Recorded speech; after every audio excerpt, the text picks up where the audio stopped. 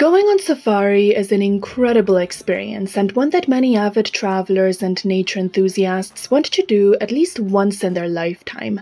But with so many countries, safari destinations, and national parks out there, which one should you choose for your safari? So in this video, I'm going to tell you the pros and cons of visiting each major safari destination and country, and I'm also going to tell you what makes each country stand out, what the best national parks in each country are, what the best time to travel is, and I'm also going to give you the average rates of what a safari costs per day in each country, so that you can compare what it costs to do safari in different destinations. If you're new here, hi, my name is Laura, and I've spent the past few years traveling all over the world, especially to African countries, and doing lots of safari.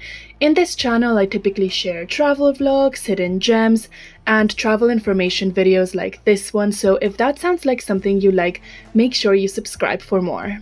So before I get into the video, I want to give you a little disclaimer. So I have done lots of safaris over the past few years. I've done safaris in over 10 national parks and reserves all over the African continent, and I have done safaris in 4 different African countries.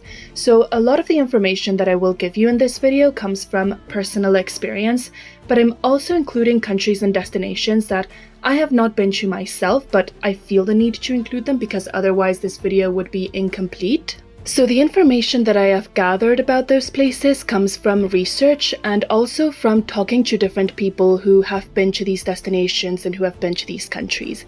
So that said, let's talk about the first country in this list, which is Kenya. So Kenya is a fantastic country to go on safari, and it's probably one of the first countries that come to mind when you think of safari holidays. It is very well known for having these endless grasslands and really huge savannas, which first of all makes for a lot of Kenyan national parks to have a lovely landscape. Savannas are so beautiful, but it is also great for seeing wildlife because the fact that savannas have few trees means animals have few places to hide, so it is easier to spot them. Some parks in Kenya that fit this description are the Masai Mara, which is very famous. It's Kenya's most famous national park, and it is considered one of the best safari parks in the world. Amboseli National Park is also a great place to go to. It has these beautiful grasslands and savannas, but also amazing views of Mount Kilimanjaro. So Mount Kilimanjaro is the highest mountain in Africa. It is right across the border in Tanzania, but some of the best views are from Amboseli in Kenya, and Amboseli is also very well known for its elephants. Tsavo National Park also fits this description very nicely, and there's numerous other national parks in Kenya which maybe don't have that perfect savanna but which are still lovely. I would recommend Lake Nakuru National Park and also Lake Naivasha, as well as Samburu National Park to the north of Nairobi, which has a bit different wildlife from the rest of the parks in Kenya because it is further north. And lastly, I have to highlight Nairobi National Park, which is right next to the city. It is a very affordable national park to visit, and it is also very unique because Nairobi is the only capital city in the world which has a national park right next to it.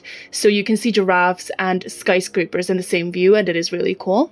Kenya is also well known for its big cat sightings, so lions, cheetahs and leopards, which are not always easy to see in other national parks in other countries, so it is a great thing that you can see these animals easily or relatively easily in Kenya.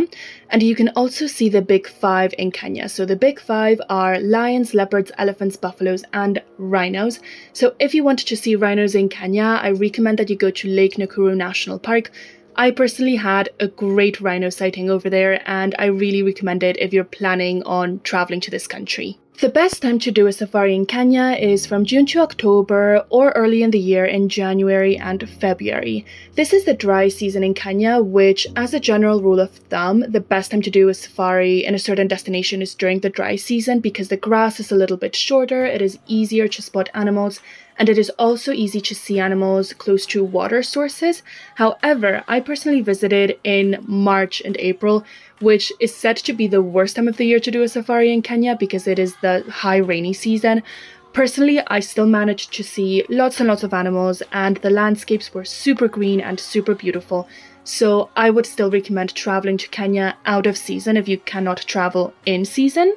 Lastly, according to safari bookings, the rates to do a safari in Kenya vary from €178 to €695 per person per day, so 178 being more on the budget side and 695 definitely being on the luxury side of things. So moving on to Tanzania. So Tanzania is the world's leading safari destination, and it has three popular circuits for safari: the Northern Circuit, the Southern Circuit, and the Western Circuit, with the Northern Circuit being the most popular one. The Northern Circuit is pretty similar to what I described in Kenya.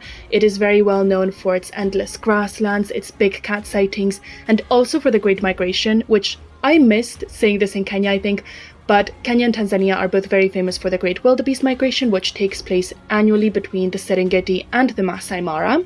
So the Northern Circuit includes 4 national parks, which are the Serengeti National Park, which is Tanzania's most famous probably, and it is also said to be one of the best safari destinations in the world, the Ngorongoro Crater, which after having been to over 10 national parks, I can very clearly say that it is my favorite safari park that I have ever visited.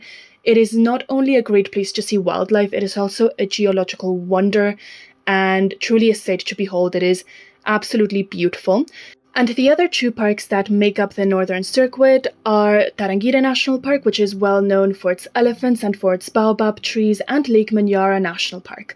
There's also another national park in northern Tanzania, which is not usually included in the Northern Circuit, which is called Arusha National Park, and it is a great place if you want to do walking safaris. So moving on to the Southern Circuit, it mostly consists of 2 national parks, which are Mikumi National Park and Nyerere National Park, aka Selous Game Reserve. There's been a little bit of a name change there recently. So these are both great national parks. Nyerere National Park is actually one of the largest safari parks in the world, if not the largest. And they are great places to go to, but you should know that they have a bit more tree cover than places like the Serengeti or the Masai Mara or the Ngorongoro, so that makes animals a tiny bit harder to see. The great thing about these parks, though, is that they are both accessible from Zanzibar. So if you're doing a holiday in Zanzibar, a beach holiday over there, you can book tours which will take you to Mikumi or Nyerere for one day or for a few days with a little flight on a little plane. And that is the great thing about them, that they are very accessible from Zanzibar. Lastly, when it comes to the Western Circuit, this is by far the least popular one. It is in an area of Tanzania which is very remote and there aren't that many tourists. It usually consists of Katavi National Park, Mahale Mountains National Park, and Gombe National Park. So Gombe National Park is the one that I wanted to talk about a little bit more. It is very well known for its chimpanzees. So it's more of a jungle type national park and tropical forest, and this is where Jane Goodall actually did her research on chimpanzees, so that is why it is a little bit more famous. And if you like primates and you like that kind of wildlife sightings, then Gombe is definitely a place that you should consider going to. So the best time to travel to Tanzania for safari is the same as in Kenya, from June to October or January and February. Again, it is the dry season during these months. The high season in the north is from July to March, and the high season in the South and Western circuits is from June to October. According to safari bookings, rates per day vary from €209 per day per person to €590 per day per person.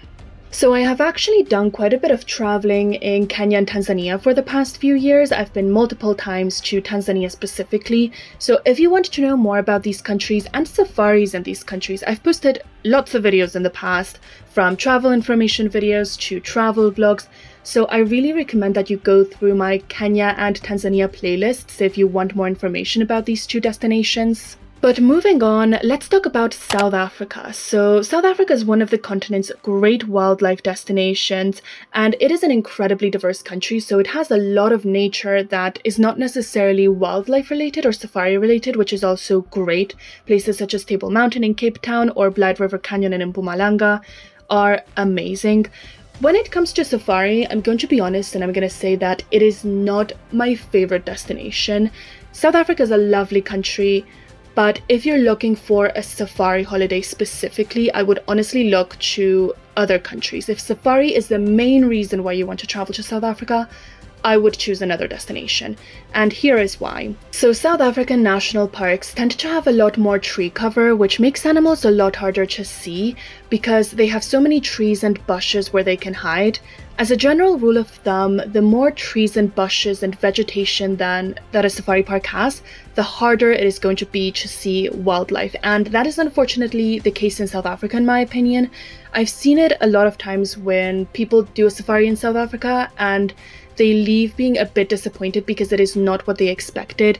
If what you have in mind for your safari is a savanna and a grassland, that is not what you're going to find in South Africa. However, if you want a place that has a bit more tree cover, then South Africa is perfect for that. I actually have a full video where I talk about South Africa's most iconic safari park, Kruger National Park, talking about whether I think it's worth it or not, so you might want to watch that video if you're considering South Africa as a safari destination. But generally speaking, I really encourage people to travel to South Africa because it is truly a wonderful country, and if you want to do safaris while you're there, then by all means go ahead and do it. But if you're planning your entire vacation around safari, then I would choose a different destination. That is simply my personal opinion, by the way, just that. Some of South Africa's best national parks and reserves when it comes to safari are Kruger National Park, the Finda Private Game Reserve, Sabi Sand Private Game Reserve, Hulue Mfolozi Game Reserve, Outtro Elephant National Park, and if you're close to Cape Town and you want to do a safari around Cape Town, then I also suggest that you look into the Aquila Game Reserve. The best time to visit South Africa for safari is from May to September in all national parks, but if you're doing safari in Aquila Game Reserve or in another park close to Cape Town, then the best time to do that is from November to March. The high season is from October to March and it gets pretty crowded during school holidays and weekends and things like that. And according to safari bookings, the rates for South African safaris are €145 per person per day to €707 per person per day. So now let's talk about Botswana. So Botswana is a leader in low-density, low-impact tourism with a special emphasis on exclusive high-end safaris. So Botswana is a country with very, very, very low population density. Just so you get an idea, it's a country the size of France with a population of 2.5 million people, whereas France has 60 million inhabitants. So the population density is extremely low, which means that wilderness areas abound, and there are lots of places which are super remote that have some truly raw and wild nature, which is incredible to see, and places where wildlife abounds. There's so much of it. This is especially true of the Okavango Delta, which is perhaps Botswana's most famous safari destination. So the Okavango Delta is basically a place in the middle of the Kalahari Desert where the Okavango River ends. The Okavango River never makes it out to sea. It stops in the middle of the Kalahari Desert and it evaporates there, creating these immense wetlands where wildlife thrives. In order to get there, you do have to take a small plane most of the time, which does make it very expensive, but it is an incredible place to go to. I was there in 2019 and it is truly one of the best safari experiences that I have ever had. In the dry season, safaris in the Okavango usually consist of walking safaris since there are not many roads in this part of the country, and during the rainy season you will usually do boat safaris in a mokoro, which is a traditional canoe type of boat that is traditional in Botswana basically. So I've had the pleasure to do both and both were amazing. Other safari destinations that you should consider in Botswana are the Moremi Game Reserve, the Central Kalahari Game Reserve, and I can never pronounce this, but the Makgadikgadi Pans National Park. Lastly, I wanted to mention Chobe National Park, which is a great safari destination. I was there again in 2019, and it is pretty close to the border with Zambia and Zimbabwe, and with a tourist hub that is Victoria Falls. So if you're staying in Victoria Falls, you can definitely do a day safari to Chobe National Park, and these are actually pretty affordable. I've seen some that go for around €70 per person per day. Speaking of, the average rates to go on safari in Botswana vary from €188 per person per day to €1,139 per person per day. It is worth mentioning that Botswana is the most expensive safari destination in the world. Personally, I wouldn't recommend it for first-time safari goers just because it is so expensive. I would recommend Botswana for people who have already done safaris before, know that they love safari and are willing to spend this much money on one safari holiday. But if you're a first-time safari goer, I personally wouldn't recommend that you spend this much money on a safari if you don't really know if you're gonna like it yet or not. That is just my personal opinion though. Of course, you do you. It is your trip at the end of the day, not mine. And I'm not here to discourage you to do anything, just to inform you as best as I can. The best time to do a safari in Botswana is from April to October if you're going to the Okavango, Moremi or Chobe, and December to May if you're going to the Central Kalahari and a few other national parks. The high season is from July to October, but only Chobe gets crowded. The other safari parks in Botswana, it's very rare to see crowds because, again, low population density and the country's emphasis on really exclusive safaris. So now let's go right across the border and talk about Zimbabwe. So Zimbabwe is home to two of Africa's most remarkable tourist attractions, which are Victoria Falls, which is one of the 7 natural wonders of the world, and I have personally been there twice. It is an amazing place. And also the ruins of the great city of Zimbabwe. It is also a wonderful destination for safaris.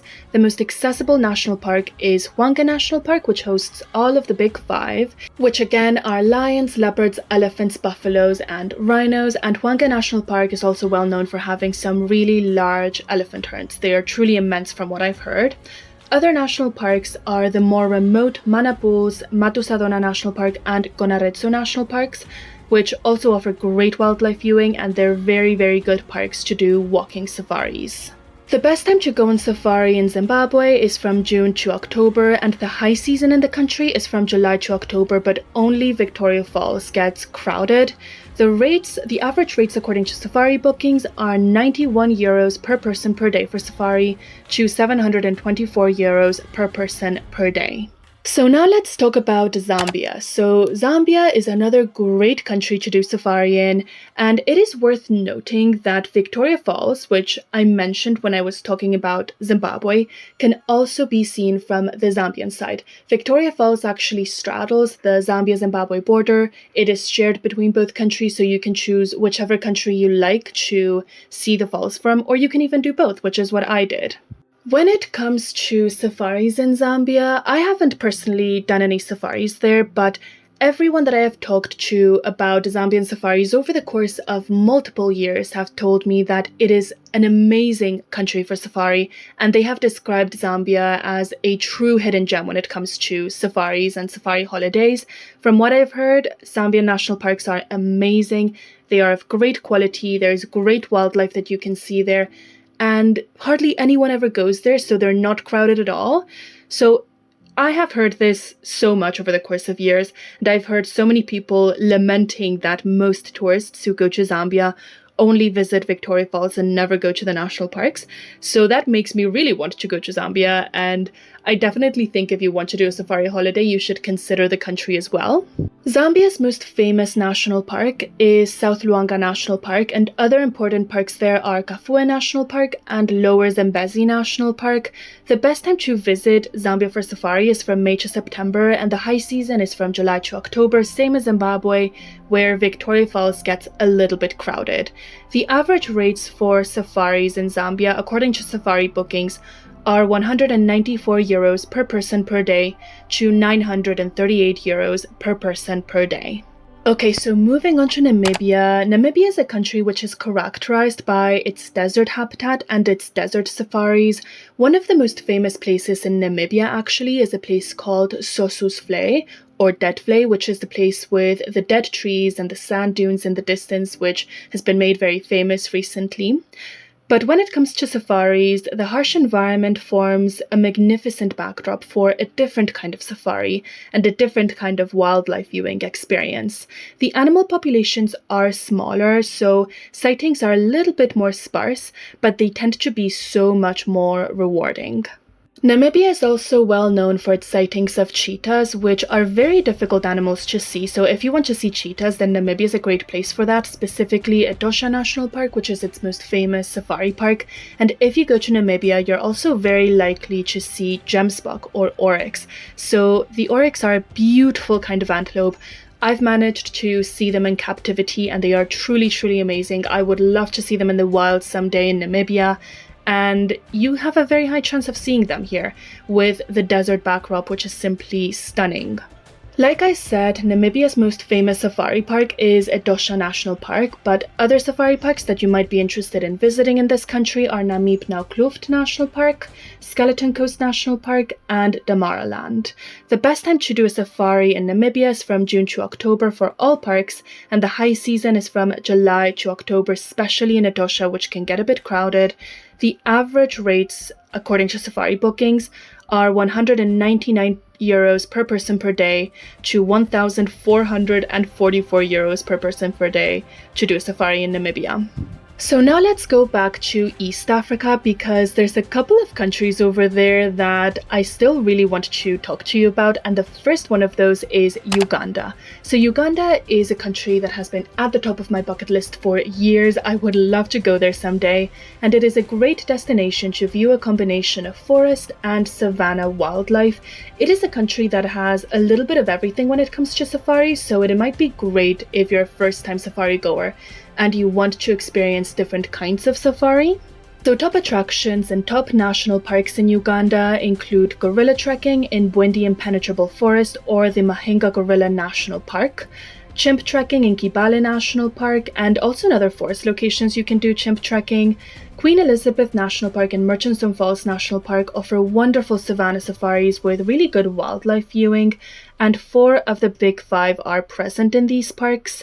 There are no rhinos in Queen Elizabeth or in Murchison Falls National Park, but you can find them in places like the Ziwa Rhino Conservancy and in the northern part of Kidebo Valley, which is very remote. It is closer to the border with South Sudan, but from what I've seen, it looks incredible, like an incredible savanna destination.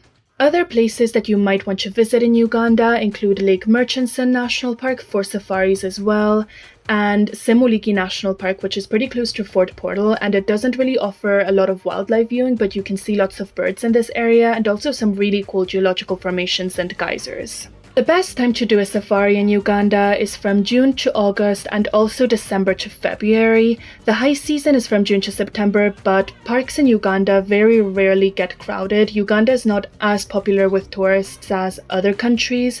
And the average rates according to safari bookings are €262 per person per day to €718 per person per day.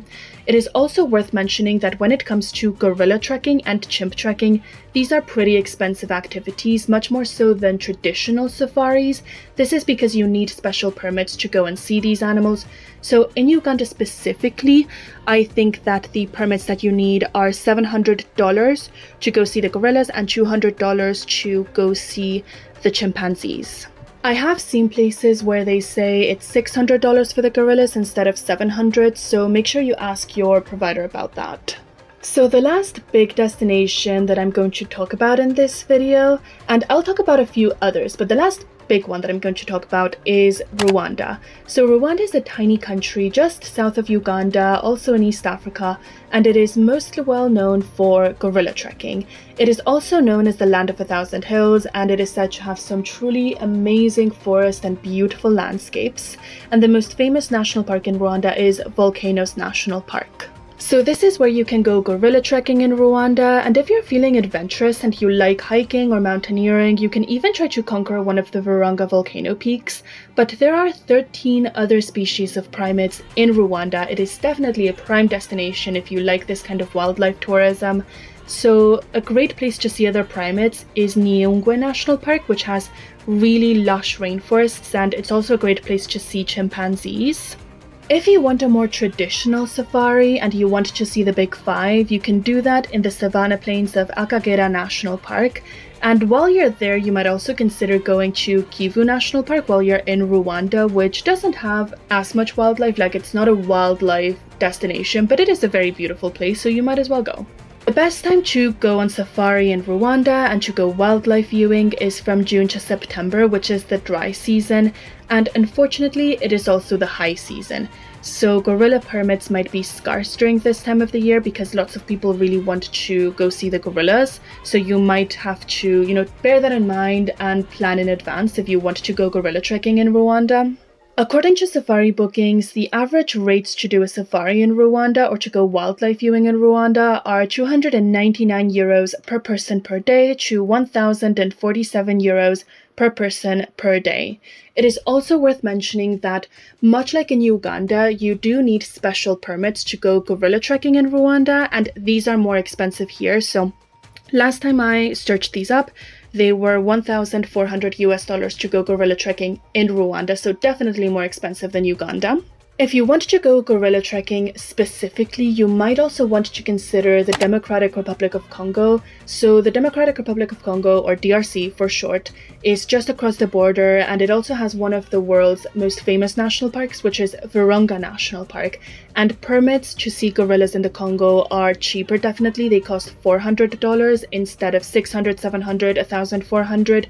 So if you want to go cheaper, that might be an alternative. However, I must say that the Democratic Republic of Congo is not an easy country to go to. It is a very difficult region that has seen conflict. The logistics aren't easy, so bear that in mind before you start traveling or planning a trip there. I definitely would not recommend it for people who are inexperienced or for people who have never traveled to Africa before. And if you're going to travel to the Congo, make sure you have a good guide and a reputable organization behind you. That said, the DRC is an absolutely beautiful country. It is super, super high on my bucket list. I actually tried to travel there in 2020, but COVID had different plans. But it has so many national parks and reserves. Another place to see gorillas, lowland gorillas this time, is Zimbabwean National Park, which is also one of Africa's best national parks. And there are definitely parks where you can do more traditional safaris as well, because the Congo is so huge and has such a variety of landscapes. Another one that I'm really looking towards is Salonga National Park, which is dead center in the center of the country. Other wildlife destinations that are kind of emerging in Africa are Gabon, which, again, beautiful country. You can see lots of primates and lots of wildlife over there. Everyone that I know who has gone there has said that it is truly amazing, but it is, once again, very difficult logistically and insanely expensive. The Congo also has really, really great national parks, and just to make sure that we're differentiating this well, there's two countries that are called Congo, the DRC, Democratic Republic of Congo, and Republic of Congo. So I'm talking about the Republic of Congo now. Definitely easier than the DRC, but still pretty difficult. And there's parks such as Outtro in the north, which are amazing from what I've heard, and also a great place to see primates. And lastly, West Africa is not really known for safari or for its wildlife, but there are a few places where you can go on safari. I wouldn't recommend you go to West Africa for a safari holiday, but if you're already there and you want to see safari, then you can do that in places like Mole National Park in Ghana and in a few places in Senegal, but there's not much more, honestly. Lastly, before I end this video, I'm going to put all of the prices on the screen right now so you can compare the prices between going to different safari destinations very easily. And I also wanted to go through all of the countries that I've talked about and tell you what their safari bookings ratings are. So these are the opinions of the general public and people who have gone there, what the rating out of 5 is. So Kenya has a 4.6 out of 5 rating, Tanzania has a 4.8 out of 5, South Africa has a 4.6 out of 5, Zimbabwe has a 4.3, Zambia 4.6, Namibia also a 4.6 out of 5, Uganda has a 4.4, and Rwanda has a 4.3 out of 5. So that is everything for this video. It was definitely longer than I intended it to be, but I hope that you found all of the information that you need. You could compare prices, the best time to go, so everything fits with the time that you have available, the money that you can spend on a safari, and that you can ultimately choose a safari destination that fits your needs and your wants. So I hope this video was useful to you. If it was, make sure you leave a like, a comment, and make sure you subscribe. It really, really helps me out if you do. And I will see you in my next video.